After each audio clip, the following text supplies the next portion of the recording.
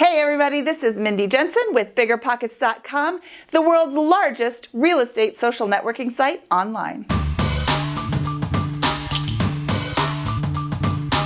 Today we're going to talk about 7.5 ways to save on remodeling supplies.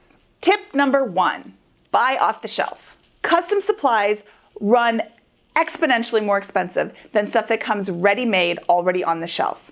If you want custom tile, you're going to pay through your nose. Custom cabinets are a lot cheaper.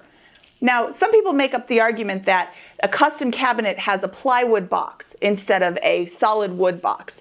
But unless you're going ultra super custom, every cabinet you buy has a plywood box. They all have solid wood fronts, but the actual cabinet itself is made out of plywood or particle board. So if you're not doing an ultra super high-end flip, don't spend money where your buyers aren't going to see it. Tip number 2 is check out the Oops paint section. The Oops section is like the discount rack.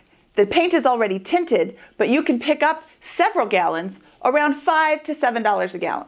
The paint quality is the same, it's just the color you don't get a choice of.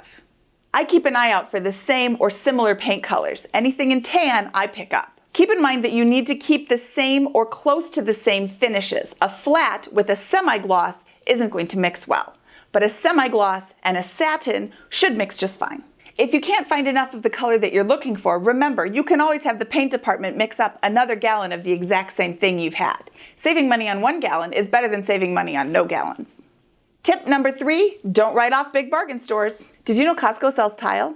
They also sell flooring, faucets, vanities, and toilets. It isn't guaranteed that they'll have it in stock every single time you go, but if you keep your eye out for it, you can find some pretty amazing deals. I found some beautiful glass, travertine, and marble mosaic tile for my backsplash in my kitchen, $5 a square foot. Keep an eye out for light bulbs, lighting fixtures, garbage disposals, etc. Their inventory changes quickly, and just because they've sold it in the past doesn't mean they'll sell it in the future. So keep your eyes out and make sure you buy enough to finish your project. Tip number 4, Habitat for Humanity Restore. Habitat for Humanity Restore helps provide affordable building supplies to local families while diverting tons of usable remodeling supplies from the landfills and back into houses.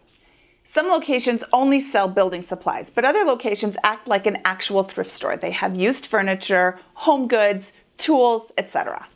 The proceeds from the sales at the restores go back to Habitat for Humanity. So you're helping the environment, you're saving a ton of money, and you're helping Habitat for Humanity. Win, win, win.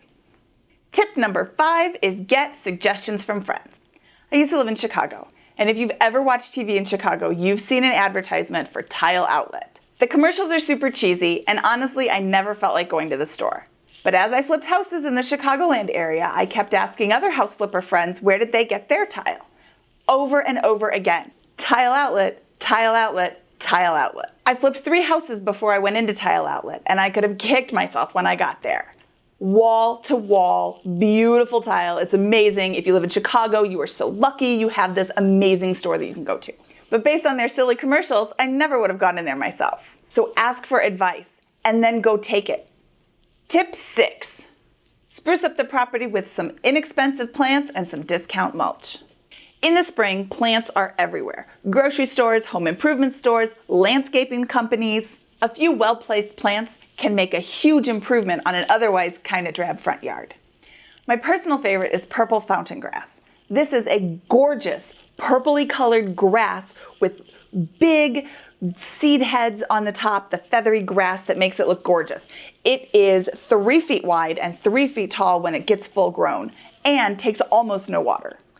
I live in Colorado, and despite what you may think, we actually don't get very much precipitation. We're considered high desert. I think it's a little bit silly to spend a lot of money watering plants that aren't native. Another awesome plant to try is salvia. It comes in several different shades of purple or blue, and it's a beautiful drought-resistant plant. And best of all, it comes back next year, and the next, and the next. Once you've planted all your plants, a fresh bed of mulch will really help make things pop. In the spring, you can find bags of mulch for around $2.50 a bag at your big box home improvement stores. But here's the kicker. Sometimes the forklift that they use to move those big pallets of mulch around goes through a bag. They just tape it up, throw it into a pile, and call it $1 a bag. At least they do at my local store. I have a specific color that I use, and I like to stockpile those $1 bags when I find them.